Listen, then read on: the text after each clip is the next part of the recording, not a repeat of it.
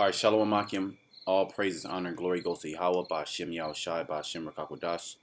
Double honors to our apostles and elders, a great millstone. Peace and blessings to the Akim out there pushing his work in truth and sincerity. I am Brother Kanak, and I want to go through Leviticus, the 11th chapter, which pretty much goes into the law of the foods that we can eat, or the dietary law. All right, being an Israelite is just not about calling the so-called white man the devil, was that he is the devil, or he is the wicked. At the same time, there's a certain manner that we have to carry ourselves, and part of that is in our diet. Which the word diet, when you go into the word diet in the etymology, it means I believe it should be Latin or Greek, and it means way of life. Okay, so this is being an Israelite is a way of life. It's not a fad. It's not something that you just join because it's it's the next new thing. Okay, or you just like a bandwagoner. Nah, this is the way of a life. And here in America, according to Judges 5:11, in the land of drawing water, all right, we're pretty much rehearsing the righteous acts, because all these acts that we're all eating clean foods, all right, following the law, statute, commandments, those are righteous acts, and we're just rehearsing those things until it's fully implemented when we get into the kingdom of heaven. So as a Hebrew Israelite, brothers that are in that coming into it, or you're just new to it, you're just being woken up. There's certain foods that we have to eat. There's certain foods that we can and can't eat according to the scriptures, when you go into the reasons why you can't eat it, it's very plain, because the Lord set these certain animals up to play their position in the planet Earth, and it's detrimental, meaning it's not beneficial for you to eat those things. All right, and ultimately the Lord, He can put you to death. All right, so look, let me read this. I'm just gonna blaze through this chapter. All right, as much as possible. And this is Leviticus 11:1. And the Lord spake unto Moses and Aaron, saying unto them, Speak unto the children of Israel, saying, These are the beasts which ye shall eat among all the beasts that are on the earth. Okay, so we actually have instruction, okay, because we are the children of Israel from whatever perspective tribe that you come from, Judah all the way down to Issachar, Simeon, Levi. Okay, we have instruction of the foods to eat and what not to eat. Now you see that these other heathen nations, they do not have this law, and that's why they're eating sea urchins and clams and getting all these diseases. That's why our people have a lot of diseases, because of their nutrition, because of their diet. Verse 3, Whatsoever parteth the hoof, and is cloven-footed, and cheweth the cud among the beasts, that shall ye eat. Meaning, when you go into, let me Google this, all right, so we can kind of get like an image of what is a cloven foot. Okay, you see that? So pretty much animals with cloven feet. All right, this is what a cloven foot is. Okay, let's see this photo right here. But yeah, pretty much is a cloven foot. All right, so the Lord is telling you animals with cloven feet. All right, let's go back. It says, Whatsoever part of the hoof, and is cloven-footed, and cheweth the cud among the beasts, ye shall eat. So it has to be cloven-foot, and it has to chew the cud. The cud meaning the grass and the leaves. Okay, let's go into that word cud. Gara, pretty much cud, which is grass, plants, flowers. Okay, it says, Nevertheless, these shall ye not eat of them that chew the cud, or of them that divided the hoof, because there are certain animals that are cloven foot, and they eat the cud, okay, that we're not supposed to eat. All right, and it says, as the camel, because he cheweth the cud, but divideth not the hoof. So he does chew cud, but his hoof is not divided. All right, there's stipulations. You have to chew the cud, and you have to be cloven-footed. Okay, he is unclean. Okay, and we're supposed to be a clean people. And the corny, which is the rabbit, the coney, because he cheweth the cud, but divideth not the hoof, he is unclean to you. Okay, so you're not supposed to eat the rabbit. And the hare, which is just, pretty much the rabbit also, because he cheweth the cud, but divideth not the hoof, he is unclean unto thee. unto you. And the swine, which this is a very, very big one in the so-called Israelite community, are from all the tribes, man. They have an infatuation with the pig. Though he divideth the hoof and be cloven footed. All right, so his hoof is divided. He is a cloven footed. Yet he cheweth not the cud. He is unclean unto you. Yeah, a pig will eat anything. Literally, it'll eat its young. It'll eat human flesh. All right, it's a scavenger, and there's certain animals that are placed upon the earth that you're not supposed to eat because they have a particular function in the ecosystem. All right, and you eating those things, right? That's why the term is you are what you eat.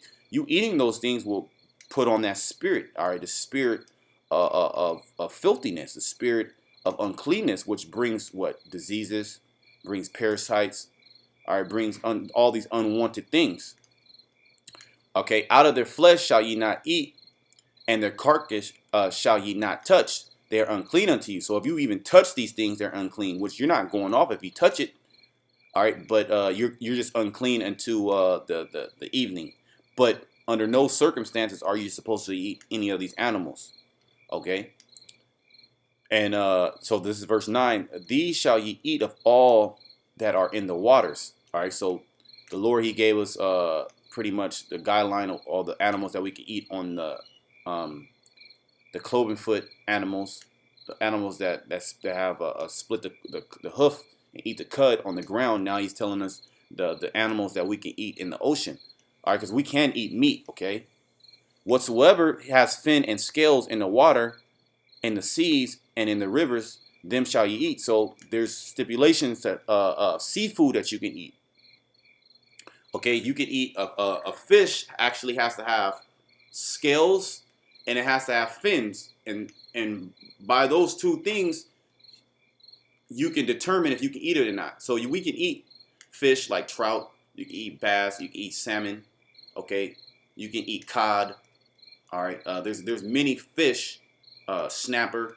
Okay, there's many fish that you can eat that have scales and that have fins.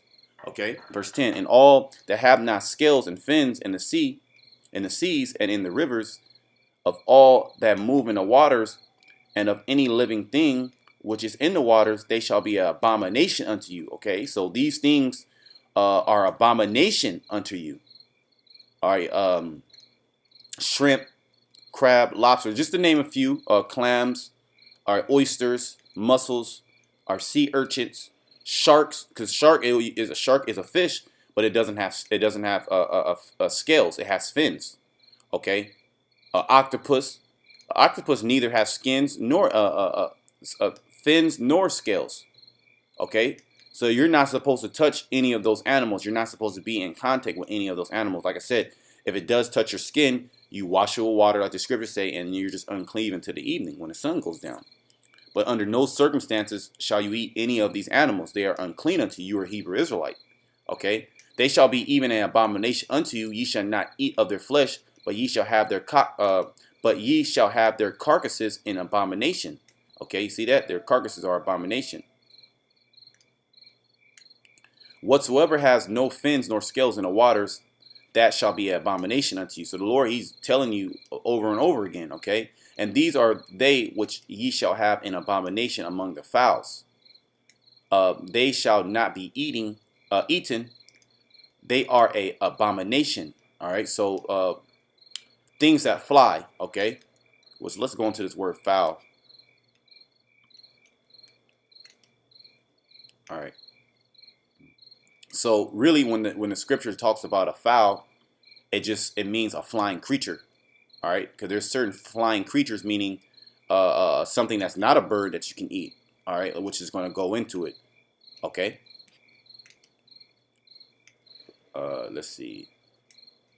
Let's go back. So let's go into verse 13 again. And these are they which ye shall have an abomination among the fowls. They shall not be eaten. They are an abomination. The eagle. All right, so we're not supposed to eat eagles. They are unclean. They're a very filthy animal. The ossifrage, the osprey, which you can go and look all these different animals up, and they'll show you what they are. And pretty much you know, they're very unclean animals. And the vulture and the kite after his kind, because you have certain animals, right, that the Lord is giving you, but there's also kinds, meaning there's different type of ravens or different types of vultures or different types of eagles. Okay, none of these animals you can eat. Okay, every raven after his kind, because there's many type of ravens. Okay, you're not supposed to eat a raven. And the owl and the nighthawk and the cuckoo and the hawk after his kind. So these animals we cannot eat. And the little owl and the cormorant and the great owl and the swan and the pelican and the gear eagle and the stork and the heron after his kind and the lapwing and the bat. All right, you're not supposed to eat no damn bats, man, even though they fly. So the Lord, He's given us guidelines of the things that we can eat. All right, on the ground, okay, on the earth, okay, in the seas, okay, and things that fly. All fowls that creep going upon all four shall be an abomination unto you. Okay, so all animals that creep upon the ground, meaning they have they walk upon the ground. All right, flying creatures. You're not supposed to eat those things. All right, yet these may ye eat of every flying creeping thing that go upon all four. Okay, so there are certain animals that we can eat that creep upon all four, and it's going to list which have legs above their feet to leap withal upon the earth. So he's giving you a guideline how to identify these creatures. Because you got different flying insects, right? That fly and they have multiple legs and they fly and they're walking on the ground. Okay, but there's a certain type of animal that has feet, okay, legs, so to speak, that creep, meaning walk upon the earth, that you can't eat. All right, let me just blaze through this. My computer about to die pretty soon. Let's see where we can get. Okay, where am I at? Verse 22. Even these of them ye may eat, the locust after his kind. So a locust, and the different locusts that follow in that family, you can eat those. Our John the Baptist came eating wild honey and locusts, and the bald locust after his kind, and the beetle after his kind. You can eat beetles. A beetle is lawful, all right, and the grasshopper after his kind. But all other flying creeping things, okay, all other flying insects, okay, what this will be classified as insects: a beetle, a locust, a grasshopper. Those are insects. You can eat those, but everything else you cannot eat. You can't eat flies, okay? You can't. And them damn Hamites, they eat flies. They catch flies and they grind them up, toast them, and make food out of them. All right, these different wild flying. It's disgusting, okay? But grasshoppers, locusts, okay, beetles, you can eat those. All right, everything else is abomination. For these, verse 24, for these ye shall be unclean. Whosoever toucheth the carcass of them shall be unclean until even. Just like I was saying. So if the carcass does touch us, we ain't going off, but at the you're just going to be unclean. All right. So let me continue. We're unclean every single day here in America. All right. We have no say so, but there are certain things that we can do to rehearse them righteous acts. Okay. To let Yahweh know that we're trying to follow His laws to the best of our ability. Everything is to our best of our ability, and the food is something that, for the most part, we can control. We can control not eating pork. We can control not eating these shrimp and prawns and all. You know what I'm saying? We can control that for the most part. Okay, so that right there, which that's not going to save you. At the same time, you show your faith by your works. Okay. And that's direct being disobedient from the Most High that tells you not to eat these animals. All right, we are a holy people. And the carcasses of every beast which divideth the hoof and is not cloven-footeth, nor cheweth the cud, are unclean unto you. Everyone that touch them shall be unclean. And whosoever goeth upon his paws among all manner of beasts that go on all four, those are unclean unto you. Whosoever toucheth their carcass shall be unclean until the evening. Yeah, you're not supposed to be eating preying animals, meaning like leopards and big cats and dogs, that have paws. You're not supposed to eat any of those animals. Okay, these also shall be unclean unto you among the creeping things that creep upon the earth, the weasel and the mouse and the tortoise after his kind, the ferret and the chameleon and the lizard and the snail and the mole. These are unclean to you among all that creep. Whosoever does touch them when they be dead shall be unclean unto the evening.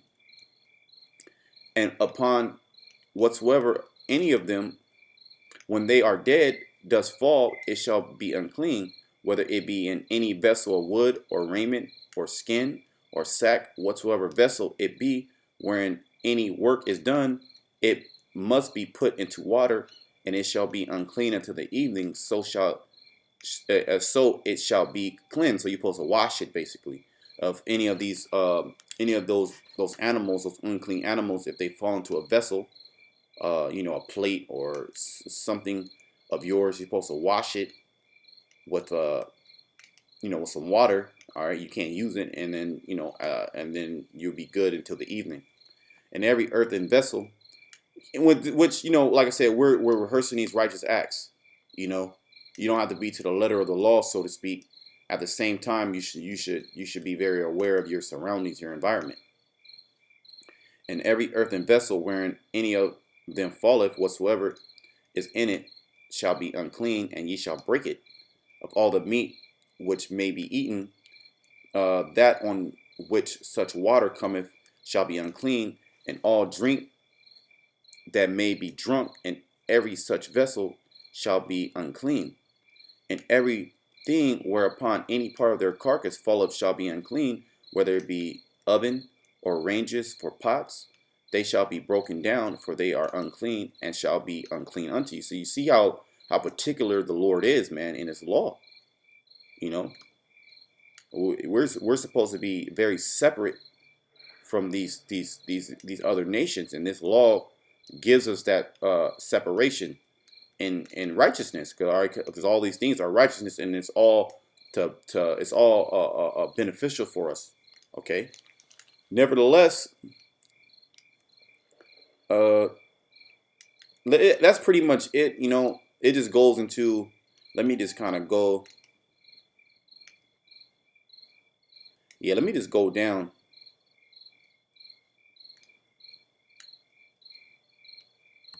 Now let me just keep reading. There's still some more. Slakia. Computer about to die, but let me just finish this up real quick. Nevertheless, a fountain or pit wherein there is plenty of water shall be clean, but that which toucheth their carcass shall be unclean. And if any part of their carcass fall upon the sowing seed, which it is to be sown, it shall be clean. But if any water be put upon the seed, and a part of the carcass fall up thereon, it shall be unclean unto you. And if any beast of which ye may eat die, he that toucheth the carcass thereof shall be unclean until the evening. And he that eateth the carcass of it shall wash his clothes and be unclean until evening. He also that beareth the carcass of it shall wash his clothes and be unclean until evening. And every creeping thing that creepeth upon the earth shall be abomination, it shall not be eaten. Whatsoever goeth upon the belly, and whatsoever goeth upon all four, or whatsoever has more feet among all creeping things that creep upon the earth, like centipedes and stuff like that, them ye shall not eat, for they are abomination. Ye shall not make yourself abominable with any creeping thing that creepeth, neither shall ye make yourself unclean with them, that ye shall be defiled thereby. So the Lord is very, very particular, and He wants these certain things done. All right. For I am the Lord, I am Yahweh, your power, and ye shall therefore sanctify yourselves, and ye shall be holy, for I am holy. All right. So we're supposed to be holy because the Lord Yahweh Bashemal Shai is holy. And doing these things, will separate us and make us holy, sanctify us. Neither shall ye defile yourself with any manner of creeping things that creep upon the earth. For I am Yahweh that bringeth you out of the land of Egypt to be your power. Ye shall therefore be holy, for I am holy. This is the law of the beast and the fowl and every living creature that moveth in the waters, and every creature that creepeth upon the earth, to make a difference. You see this? To make a difference between the unclean and the clean, and between the beast that ye may eat, that may be eaten, and the beast that may not be eaten. All right, so that's pretty much it on that lesson. Leviticus 11 chapter about the foods that we can eat and the foods that we can't eat. Hopefully this was edifying. You got any questions, put in the comment board. I want to say shalom.